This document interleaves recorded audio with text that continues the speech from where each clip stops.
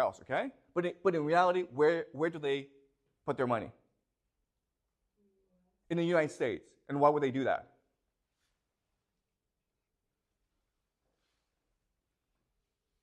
Why? Exactly, okay? You don't put your money where you make the most money. You put your money where it's the most safe, okay? That's why we have banks. So because the United States controls the US dollar, and because people's wealth is expressed in US dollars, it makes the most sense to put your money in the United States, okay?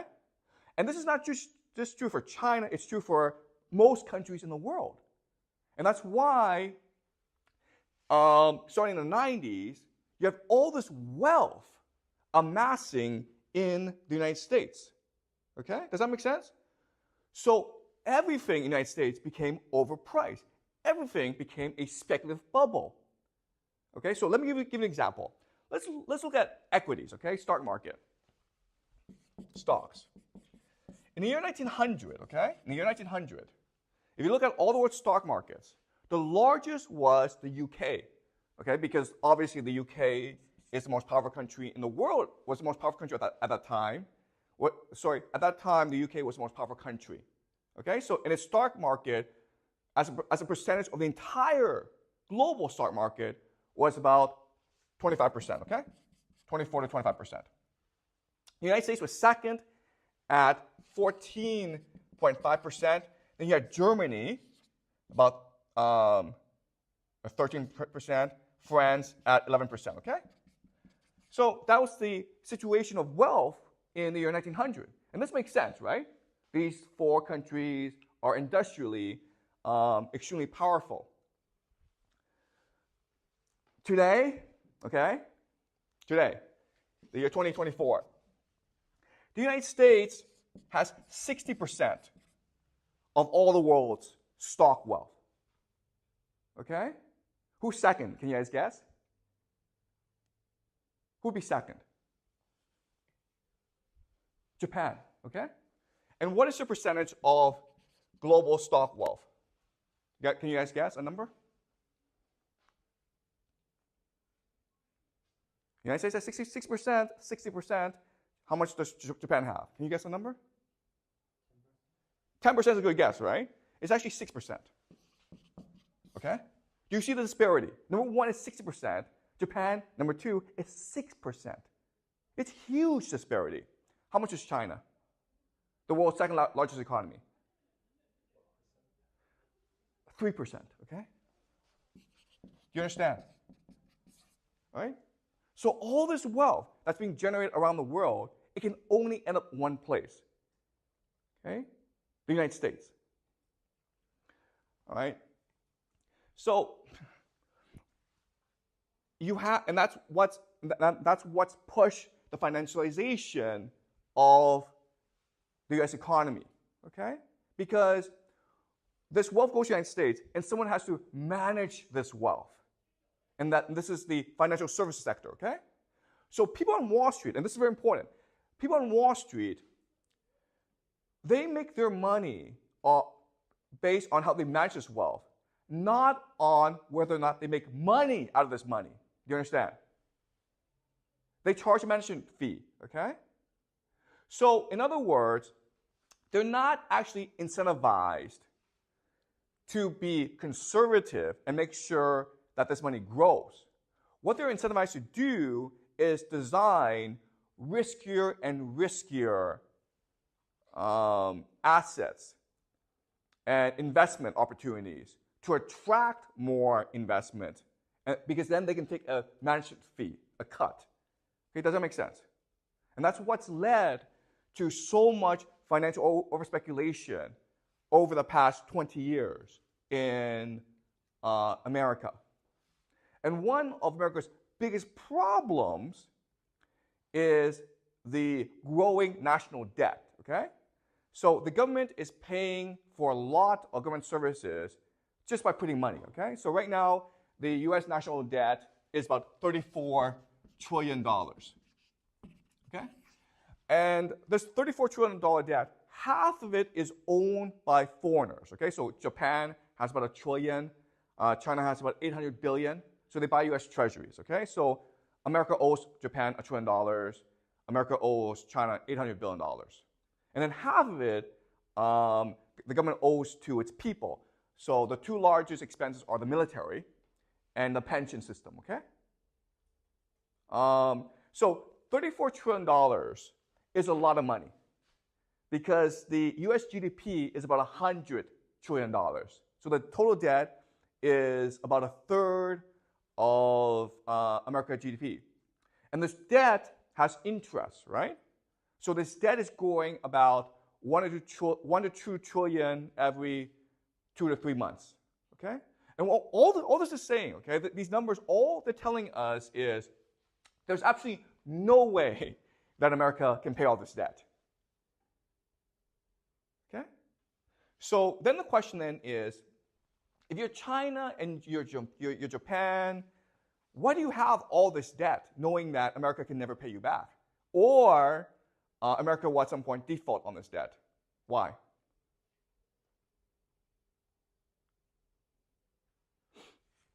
Why does Japan and China and other countries have all this debt, U.S. treasuries, knowing that America can never really pay back all this debt? Why?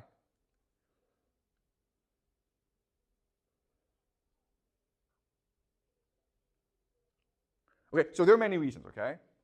The first reason is that, in theory, Japan and China can always take this debt and buy oil with it, okay? So this is, again, the petrodollar. Second reason is that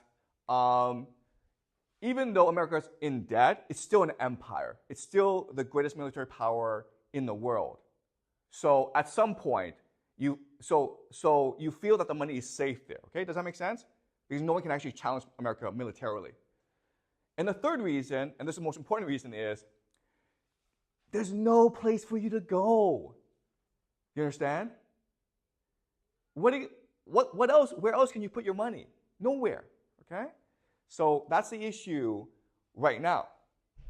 And so in theory, because China and Japan can buy oil with it, and because there's really no place for China and Japan to put this money, in theory, this system can go on forever, okay?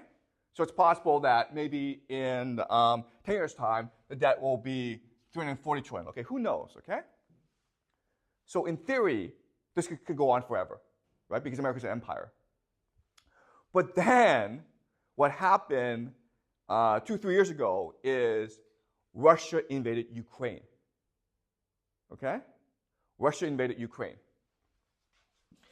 And why this is important is that this is basically Russia challenging the dominance of the American empire, okay?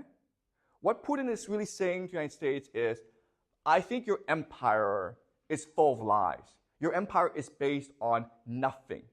Your empire is based on the perception that you are invincible in war. Well, I'm going to invade Ukraine and prove everyone wrong, okay? I'm going to show that you, America, are in fact a paper tiger. Okay? And so, if Putin succeeds in his war in Ukraine, then the fundamental understanding of how the world works, that America is an empire, that America is invincible, that the US dollar is safe, will radically change. Okay? It will be destroyed, it will be undermined, it will be subverted. Okay? Does that make sense? So that's why America needs to stop Russia in Ukraine. Okay? Can it stop Russia? Can it stop Russia in Ukraine? How's the war going for America in Ukraine? Pretty badly, okay? I mean, the war's almost over. Okay, so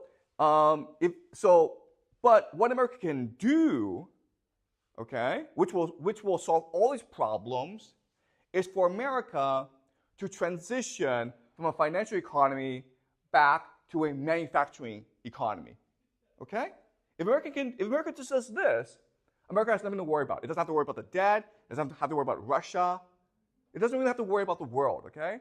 Because America is a self-sufficient economy, meaning that it has the resources to sustain itself. It doesn't really need to trade with the rest of the world, okay?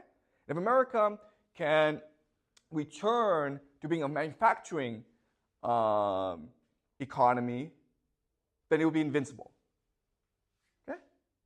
Now the question then is, can America reindustrialize? Yes or no? Why not, Jack? Because the politics does not allow them to, exactly. But can you explain that? Like the financial sector has too much political power, so all they're trying to do is to perpetuate financialization. Yeah. They won't allow America to. That's exactly right, Jack, okay? So, yes, the problem right now is the very structure of American society and politics and the economy. Right now, the financial sector has all the power. And they don't want to go back to the time when manufacturing had all the power, right? So that's the first problem. But let's just say, for the sake of argument, that they agree to this, okay? What's your other problem if you want to reindustrialize?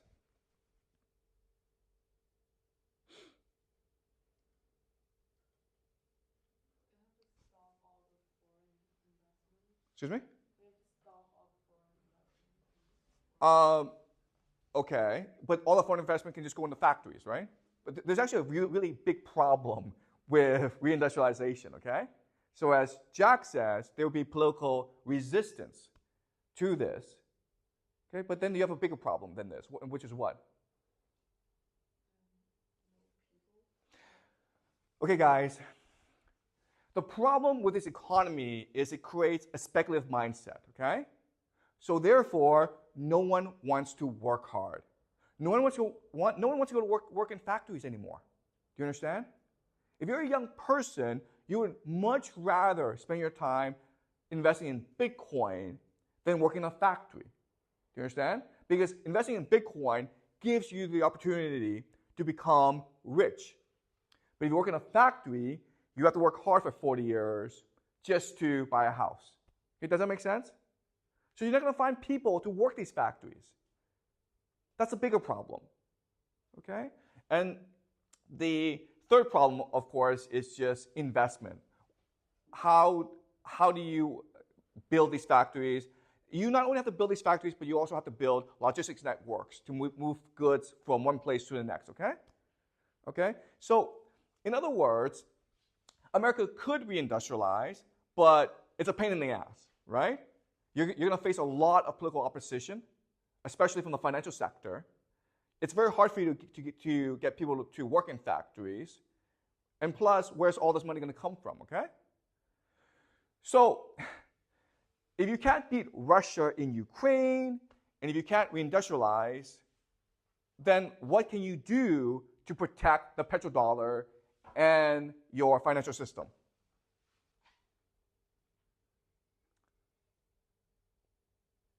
Well, I have an idea, okay? Invade Iran, okay? Invade Iran. Now, why would you do that? And the answer is that, unfortunately, of all the options out there, okay, because America can't just sit back and let its empire collapse, right? Of all the options out there, invading Iran happens to be politically the easiest to do, okay? You can't go fight a war against Russia because Russia has nuclear weapons. You cannot reindustrialize because there'll be too much political opposition towards that. Plus, it'll take you about 50 years to reindustrialize. But if you invade Iran, well, you accomplish three things, okay? The first thing is you show the world that you're still the top dog. Your military is still invincible, okay?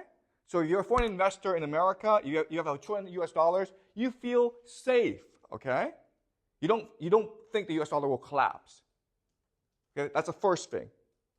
To show the world that America is still the world's foremost military power, therefore the US dollar is safe, okay? Second is oil, right? What is the US dollar based on? Oil, right? Well, if you control oil, then you don't have to worry about people abandoning the US dollar. Okay, does that make sense? Okay, and it happens that the Middle East produces 40% of the world's oil. And Iran is the world's fourth largest oil exporter. But when you take over Iran, you also control Iraq as well. You control that entire area, okay? And the third thing about invading Iran is trade, okay? So that area, most of the world's trade has to pass through that area, right? So invading Iran would allow you to control the world's shipping lanes, okay? So that would be the theory behind invading Iran, okay? But the motivation would be to save the American empire. Because if Putin wins in Ukraine, then America is going to look weak. It's going to look like a paper tiger, okay? And in this situation, as the empire, you have to act. Today, you have a lot of countries in Africa who are rebelling against the Western powers, France, basically, and America. Why? Because they think that Putin is now in charge, okay? Why did October 7th, why did Hamas attack Israel? I guarantee you that if it were not for the war in Ukraine, Hamas would not have done such a thing, okay? For the longest time before the war in Ukraine, there was a perception in the world that America was militarily invincible. No power, no country could ever dare stand up against the United States. And by invading Ukraine, Putin has proved everyone wrong, okay? That the United States can be defeated. And so what the United States must do now is prove to the world, nope, we're still militarily the greatest power in the world. Okay, does that make sense? Okay? And again, it must do so to protect its financial economy. Otherwise, there's a very good chance that this financial economy will implode onto itself. Okay? If China, Japan, other countries pull out of the U.S. financial sector, okay? If they sell their U.S. treasuries, not only will America face a sovereign debt crisis, but it will lose access to easy money, okay? Easy money. And the problem in America today is that America is an empire addicted to easy money, okay? People are so used to just sitting around and making millions of dollars that they cannot imagine or tolerate a day when they would have to go back to working hard, okay? So it's this addiction to easy money which will drive America to invade Iran. Okay? Does that make sense? Okay, any questions?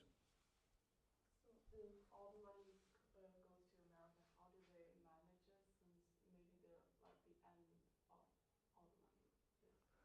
Okay, so all this money coming to America, how is it managed? Okay, so this is actually very complicated, okay? Because again, the financial sector is very large.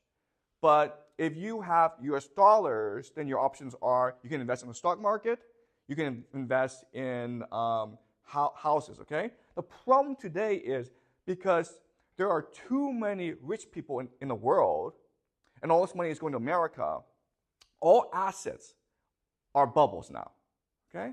So the irony of all this is that you feel that your only option is to invest in America, but when you do this, you're actually losing value.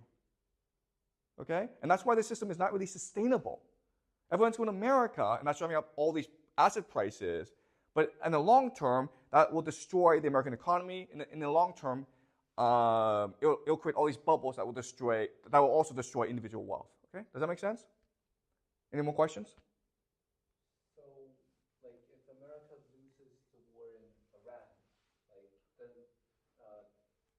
Other countries will lose even more confidence in America, so their system will completely fall apart. Okay, so Jack asked a great question, which is like, listen, if going to if going to Iran is all about restoring confidence in the United States, well, if America loses the war, then that would destroy even more confidence, okay? And so this is the problem of empires.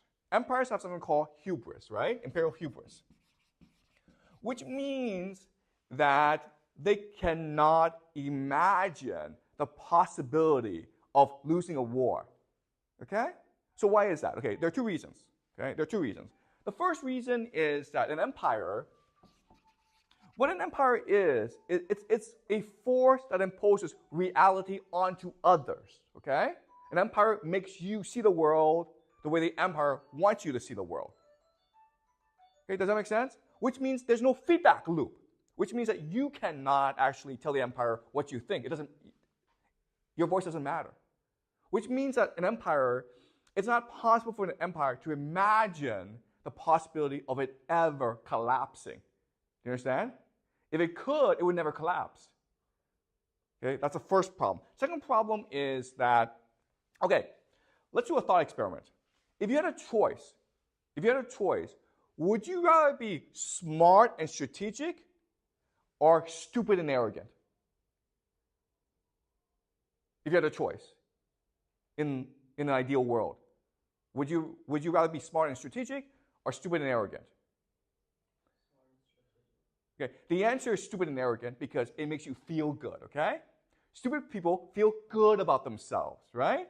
Smart people get depressed. They doubt themselves. They question themselves, and that makes you feel bad. Most people in an ideal world would want to feel good about themselves always, okay? So when you are an empire, you want to be stupid and arrogant because it makes you feel good. Okay, does that make sense? Okay? But that's why empires collapse, because once they have too much power, they become stupid and arrogant, and they refuse to consider the possibility that they could be wrong. Okay? Does that make sense, Jack? Okay? Any more questions? So did the empire start when they start to trade with the world, or when the bubble started? Okay, the American empire has been building for a long time. Okay, so you can make the argument that the empire really started after World War II, because now America controlled half the world. And then it became dominant after the end of the Cold War, when the Soviet Union collapsed. And at that time, okay, before the collapse of the Cold War, America had to behave itself.